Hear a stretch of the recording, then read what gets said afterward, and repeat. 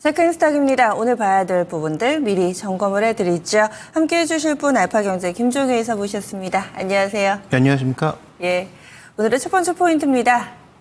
9월 되면서 이제 추석 준비 슬슬 하시는 분들 많으시죠? 주식시장에서도 추석 전 준비가 필요합니다. 과거의 사례를 봤을 때 이 추석 전에 좀 조정을 받았던 사례가 많았다. 그리고 추석 이후에 뭔가 좀 급변했던 장세들을 많이 경험을 했기 때문에 이번에는 어떨지 여러 가지 분석들이 나오고 있는데요. 김 이사님 쭉 좀 정리를 해주시죠. 네, 여러 가지 이슈들이 9월 달에 언제나 그렇듯이 많이 있죠. 그래서 대표적으로 있는 사례는 보시면 조금 전에 언급되었던 폐암학회를 포함해서 유럽 종합학회라고 하는 바이오 쪽의 큰 축의 두 줄기가 있고요. 시장 전체로 봤을 때는 9월 초반에는 미국의 실업률, 이걸 가지고 또 이제 금리 얼마나 내릴지 한참 또 왈가왈부하겠죠. 그 다음에 9월 중순에는 FOMC가 열리는데 공교롭게도 우리는 추석 연휴 기간이 또 껴있는 상황입니다. 그래서 이러한 것들을 어떻게 반영할까에 대한 고민이 될 수밖에 없는 구간이고요. 가장 먼저 첫 번째 준비된 그림 보시면 미국 증시는 우리 증시도 마찬가지고 미국 증시도 마찬가지고 전 세계 모든 위험 자산이 모두 엔화와 동일하게 움직였죠. 그래서 엔화가 폭락하는 구간에 다 같이 폭락을 했는데 지금 살펴보시면 엔화의 반등 속도보다도 나스닥이 더 빠르게 반등하면서 미국의 다우지수는 아예 신고가를 쓰면서 S&P는 전 고점까지 빠르게 반등했다라는 점을 고려해 봤을 때 9월 달에도 핵심은 결국 우리는 아직 엔화 추정성을 보여주고 있는 시장이라는 점을 잊으면 안 되고 미국처럼 차별화를 할 수 있을 정도의 강도와 힘도 없고 경기의 위치와 정책의 방향도 다르다라는 걸 조금 우리가 조심스럽게 접근해 봐야 될 것 같습니다. 그래서 미국은 경기가 별로 나쁘지 않은데 현재 구간에서 금리를 인하하는 것도 어떻게 보면 크게 나쁘지 않은 그림이죠. 반대로 경기가 급격하게 떨어질 것 같아서 선제적으로 0.5bp, 그러니까 50bp를 내린다라고 하면 그건 또 호재로 받아들일 수도 있죠. 주식시장 입장에서는. 그래서 양가적으로 봤을 때 뭐가 크게 안 빠질 것 같은데 우리는 지금 10월, 11월에 두 번의 이제 금통위가 남아 있는데 미국이 내리면 우리 똑같이 내릴 수 있을까에 대해서도 지금 고민하고 있는 상황이란 말이죠. 네. 경기는 오히려 우리는 하반기 들어서 미국은 GDP 나와 같은 쪽에서 경기가 들어 올려지는데 우리는 오히려 하반기 경기가 좀 더 안 좋지 않을까라는 그런 부담감이 있는 상황에서 금리도 못 내린 거 아니야? 라는 그런 어떤 불안감이 있으니까 저 차트에서 보시는 것처럼 우리는 그냥 엔화 추정성을 보이면서 급락 이후에 그저 그런 양상이 전개되고 있는 거고 미국은 뭔가 다르다 생각하니까 다우가 가장 좋지만 어쨌든 나스닥도 저렇게 빠른 반등을 보였다. 이렇게 볼 수 있는 상황입니다. 그래서 전체적으로 지금 추석 연휴, 그 다음에 FOMC라고 하는 빅 이벤트를 놓고 보면 우리 시장은 여전히 강력하게 뭔가 드라이브를 걸기에는 조금 어려운 국면이 아닌가 이렇게 판단하고 있고요. 다음에 이제 준비된 그림을 조금 보시죠. 그래서 지금 엔화와 관련된 그 부분에 있어서 흐름을 말씀드렸고 두 번째는 우리 시장의 상반기 실적의 핵심은 누가 뭐래도 반도체입니다.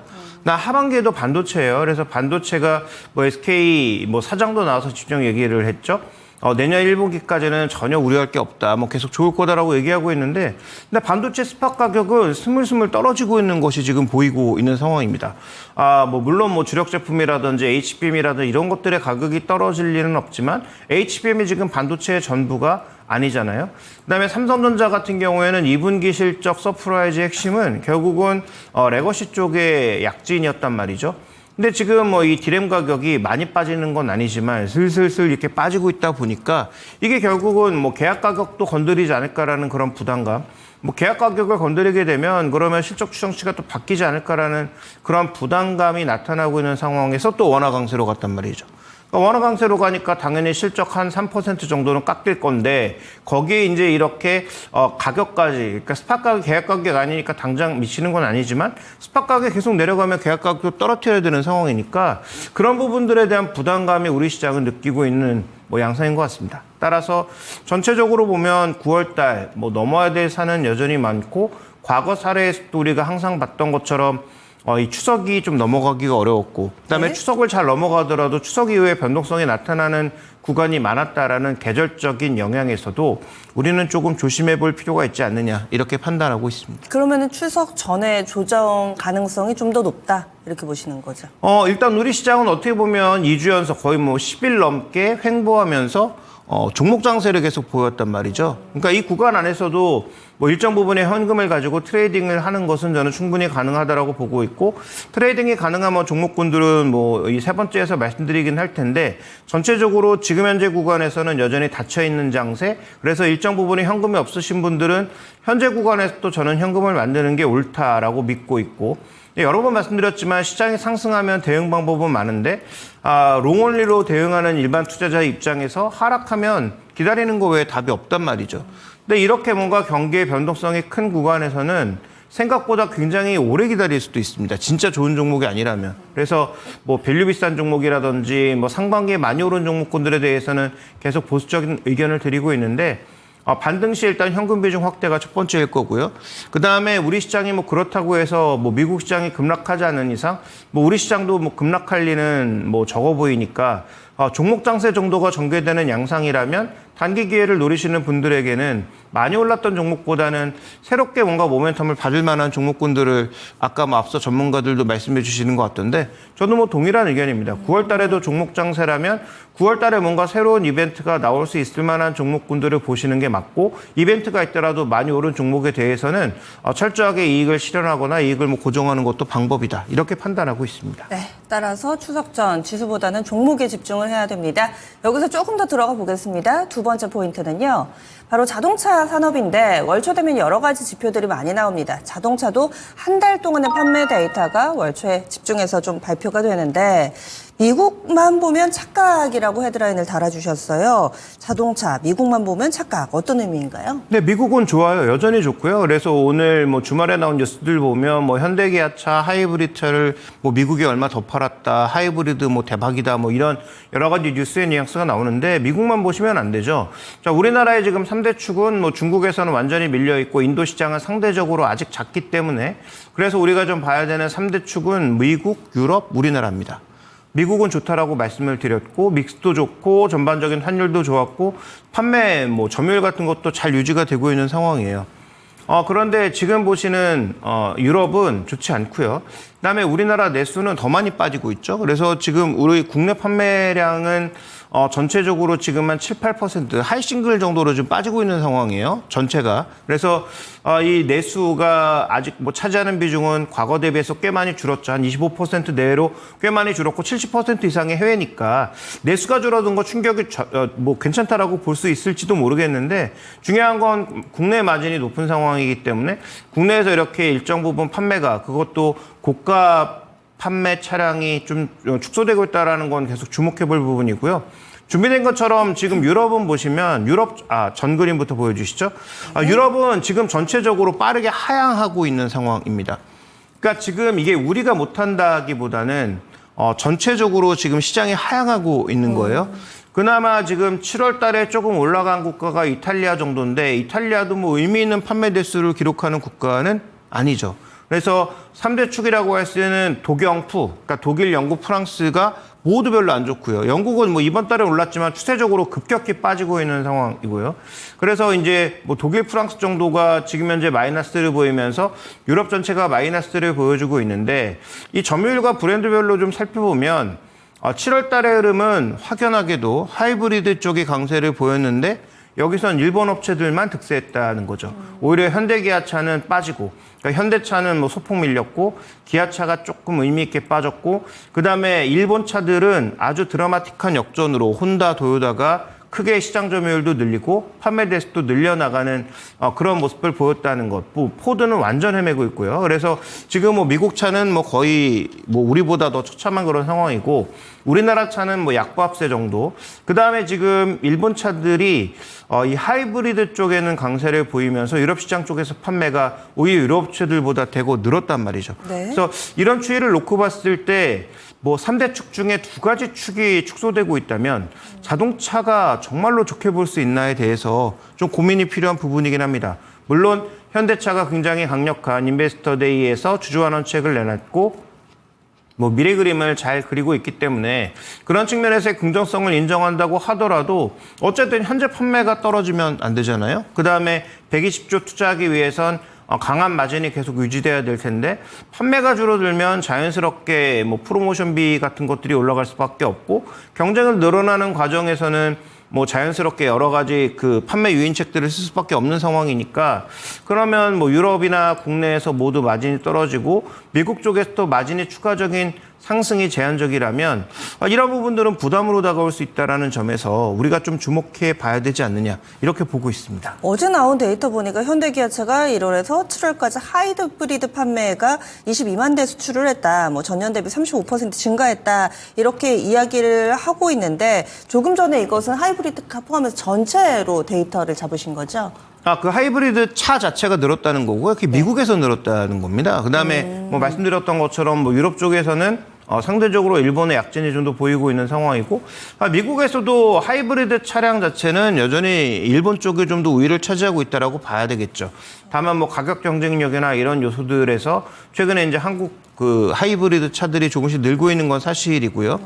그래서 이제 중요한 건 하반기에 나올 팰리쉐이드 2.5 하이브리드가 정말로 영향력을 발휘할 수 있을지가 관건입니다. 왜냐하면 지금 그 미국에서 팔리고 있는 주력 모델이 뭐 스포티지 이런 것들이기는 하지만 그걸 이제 넘어서서 우리가 좀 더 수익성을 내려면 뭐 산타페라든지 뭐 그 텔룰라이드 이런 것들을 팔아야 되는데 그 정도의 지금 1.6 스마트 스트림 하이브리드 엔진 달면은 연비가 뭐 물론 그냥 엔진보다 나을 수 있겠지만 좋지 않을 가능성이 높거든요.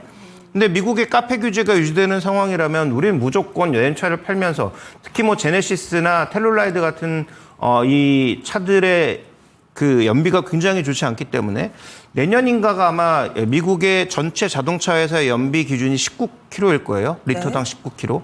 그러니까 그걸 맞추려면 무조건 전기차도 많이 팔고 하이브리드 같은 걸 많이 팔아서 그걸 맞춰야 돼요. 그래서 EREV 말씀드렸잖아요. 그거를 한국에서는 안 팔고 미국에서만 파는 이유가 거기에 있는 거죠. 차 가격이 비쌉니다.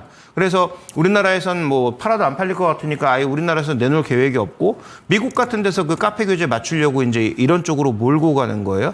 근데 뭐 제네시스가 가격이 비싸게 나올 때 과연 뭐 살지 모르겠지만 어쨌든 오늘 말씀드릴 중요한 핵심 포인트는 3대 축인 내수와 유럽에서는 판매 둔화가 조금씩 나타나고 있다는 점을 주목해 볼 필요가 있겠고, 미국도 내년에 이제 전체적인 기아차 전망입니다. 현대 기아차 전망이 내년에는 보합이라고 보고 있거든요, 미국도. 그러면 과연 지금 자동차에 대해서 공격적으로 투자할 만한 메리트가 있는 것인지를 조금 고민해 봐야 되지 않느냐, 이런 얘기입니다. 네, 현대차 인베스터데이 있을 때도 사실은 이 여러 가지 내용에 대해서 약간은 좀 보수적으로 신중하게 의견을 주셨는데 여전히 자동차가 그러면 현재 장세, 개별 종목 장세에서 대안이 되지는 않을 거다라는 판단이신데 다음으로 한번 넘어가겠습니다. 다음에 어떤 섹터가 준비되어 있는지 오랜만에 지난주 후반에 시장에 관심을 모았던 통신 장비 쪽입니다. 소외주 순환을 받는 것이냐 뉴스가 하나 있었죠. 삼성전자에서 이 노키아의 통신 부문 인수를 추진한다라는 내용이었고요. 이에 따라서 통신 장비주들 많이 안 보셨던 이 5G 테마주들이 동반해서 강세 흐름을 보여줬습니다. 과연 꾸준히 오름세를 나타낼 수 있을 것인가? 이에 대해서는 어떤 의견이신가요? 네, 일단 뭐 최근 시장에서 안 오른 종목 중에서 모멘텀이 새롭게 생긴 종목들을 찾아야 된다라고 말씀을 드렸는데 대표적으로 안 오른 정도가 아니고 끊임없이 내린 종목이라고 맞아요. 봐야 되겠죠. 그래서 통신 장비 뭔가 올해 한 3, 4월 달 정도의 단기 반등 보이다가 지금 뭐 이노와이어리스, 그다음에 뭐 KMW 말할 것도 없고 그나마 조금 뭐 실적이 나온다고 했던 뭐 종목군들, 뭐 서진 시스템이라든지, 뭐 그나마 이 서진 시스템은 뭐 다른 이슈가 있어서 주가의 등락이 조금 존재했습니다만 전체적으로 보면 통신 장비 종목군들은 모두 다 좋지 않은 그런 모습을 보였고요. 그 다음에 또 하나 이제 실적이 그나마 나오는 종목 중에서 RFHIC 같은 종목들도 전체적으로 흐름은 굉장히 좋지가 않았죠. 그래서 이런 종목군들의 그 꾸준한 약세는 결국 뭐 실적도 나온 게 없었고, 그 다음에 뭐 긍정적인 모멘텀 자체가 부재하니까 나타난 상황인데요. 뭐 관련된 뉴스를 제가 뭐 사실을 확인을 해봤더니 삼성전자의 공식 입장은 떡줄놈은 생각도 않는데 김칫국부터 마신 거다. 그러니까 블룸버그가 뭔가 너무 앞서간 거다라고 했고 우리나라는 이 블룸버그 뉴스를 그냥 그대로 받아 쓴 거죠. 그러니까 삼성전자의 입장을 물어봤더니 삼성전자의 입장은 매물로 나온 게 없는데 뭘 사냐라는 얘기고요. 노키아도 사실무근이라고 했더라고요. 그러니까요. 그러니까 전체적으로 그 뉴스에 대해서 그렇게 얘기를 했는데 그럼 뭐 블룸버그 기자는 아무런 뭐 그 이슈도 없이 과연 이런 뉴스를 어딘가 취득해서 언급했을까라는 부분에 대해서는 당연히 우리가 궁금증을 품을 수밖에 없고요. 그다음에 또 한 가지 우리가 주목해 봐야 될 점은 삼성전자가 하만 인수 위에 뭐 특별한 인수 합병이 거의 없는 상황이잖아요. 네. 뭐 돈은 남아돌고 그다음에 뭐 제가 알고 있기론 이재용 회장이 그 통신 장비 쪽에 거는 기대가 상당한 것으로 알고 있거든요. 그래서 특히 이제 5G까지는 뭐 중국에 좀 밀린 그런 상황이었는데 5G를 넘어서 6G로 넘어가는 구간에서는 삼성전자가 그립을 좀 잡고 가자. 왜냐하면 지금 선진국에서 알아서 중국을 몰아내고 있는 상황이니까 화해가 없는 그런 구간에서는 뭐 선택할 수 있는 대안이 뻔하잖아요. 지금 뭐 소니 에릭슨이라든지 그다음에 뭐 노키아, 삼성전자 왜 다른 대안 자체가 아예 없거든요. 그러면 뭐 이런 업체들이 6G로 가는 뭐 그다음에 이성통신으로 가는 구간에서 선택받을 수밖에 없는 상황인 거고 그러면 통신 표준 빨리 선점해서 관련된 어떤 것들을 가져가는 게 중요한데 그러면 뭐 해외 진출하는 데 있어서 뭐 여러 가지 방법이 있지만 삼성전자가 그동안 좋은 업력을 보여주지 못했기 때문에 노키아라고 하는 전통적인 업체를 인수하는 것은 좋은 방향일 수도 있는 거죠. 그다음에 지금 현재 이들 주가는 뭐 다시는 것처럼 워낙 많이 빠진 상황이고 실적이 뭐 크게 올라오지 않은 상황이니까 뭔가 모멘텀이 나타났을 때 의미 있는 거래 증가가 있다면 이런 부분들은 한번 지켜보실 필요가 있겠다. 그래서 과거 삼성전자와 뭐 거래 이력이 있는 이노와이어리스라든지 그다음에 뭐 RFHIC 같은 종목군들은 우리가 한번 지금부터는 조금 문을 열고 지켜봐야 되지 않느냐라는 판단이고요. 그다음에 오늘 제가 내용에선 가져오지 않았는데 또 하나 지금 우리가 살펴봐야 되는 것이 애플 부품주 아닌가 이렇게 보고 있습니다.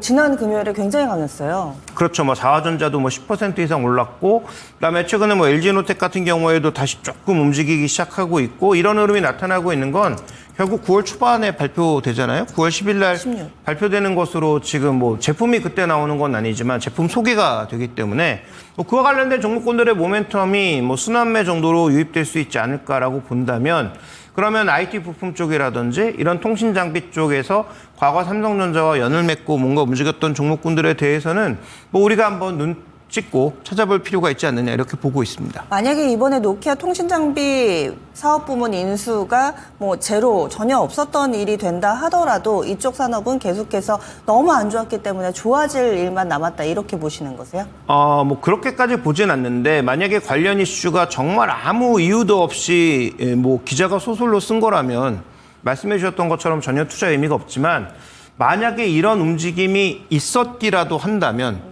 그러면 해당 업체에서 우리는 5G 지금 투자 이후로 추가 투자가 없으니까 이들의 실적이 안 좋은 거거든요. 그러니까 뭔가 신규 투자와 관련돼서 M&A 방향이 전개되고 있다는 것을 우리가 알 수 있는 하나의 시그널이니까 그런 시그널적인 측면에서는 의미가 좀 있지 않느냐라고 보고 있고 그래서 최소한 기본적인 실적이 발생하고 어느 정도 뭐 국내 통신사뿐만 아니라 과거 삼성전자 통신장비 쪽과 연관을 맺고 수주가 있었던 그런 기업들을 중심적으로 좀 봐야 되지 않느냐 이렇게 말씀을 드리고 싶은 거고요. 그다음에 네. 뭐 아이폰 16는 거의 눈앞에 다가와 있는 상황이니까 관련된 종목군들이 일단 이벤트를 타고 조금 움직일 가능성은 남아있다. 이렇게 봐야 될 것 같습니다. 그럼 사야 되나요? 근데 지금 워낙에 장기 추세가 심하게 많이 꺾여 있는 종목군들이 많아서 손이 선뜻 가지는 않을 것 같은데 투자 전략을 그러면 어떻게 세워야 될까요? 일단 저는 뭐 진입 시점은 뭐 가장 중요한 건 거래가 아닌가라고 판단하고 있고요. 그래서 일정 부분의 거래가 좀 의미 있게 증가한다면 뭐 해당 종목군들에 대해서는 트레이딩 바이 정도는 충분히 가능하다 이렇게 판단하고 있습니다. 따라서 지금 뭐 IT 부품주 중에서 애플 관련주로 분류되고 있는 종목군들 그다음에 또 하나 중심축은 통신 장비 쪽에서 과거 삼성전자와 연을 맺고 이 수주가 있었던 그런 기업들을 한번 검색해 보시면 뭐 많지 않을 겁니다. KMW, 아까 말씀드렸던 RFHIC, 네. 그다음에 뭐 이노와이어리스 뭐 이런 종목군들이 그 범주 내에 들어가는 종목이거든요.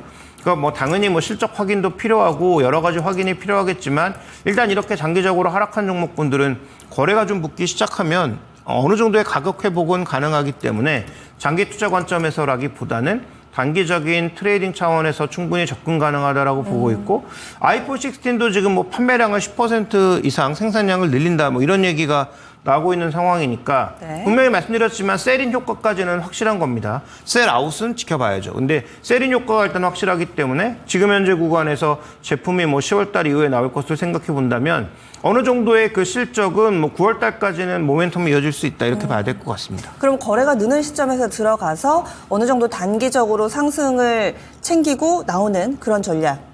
뭐 종목마다 다를 네. 텐데요. 아이폰 종목은 뭐 아시다시피 그 제품 발표 시점이 매도 시점이 거의 맞았던 것 같고요. 과거 사례상. 네. 지금 통신 부품은 저 단기적인 트레이딩으로 생각하고 있는데 만약에 뭐 거래도 붙고 좀 더 뉴스가 확대되는 그런 관점이라면 투자의 기간을 그걸 확인하고 더 늘려갈 수는 있겠죠. 네, 알겠습니다. 그래서 조금 더 구체적으로 투자 전략까지 알아봤습니다. 지금까지 체크인스탁이었습니다.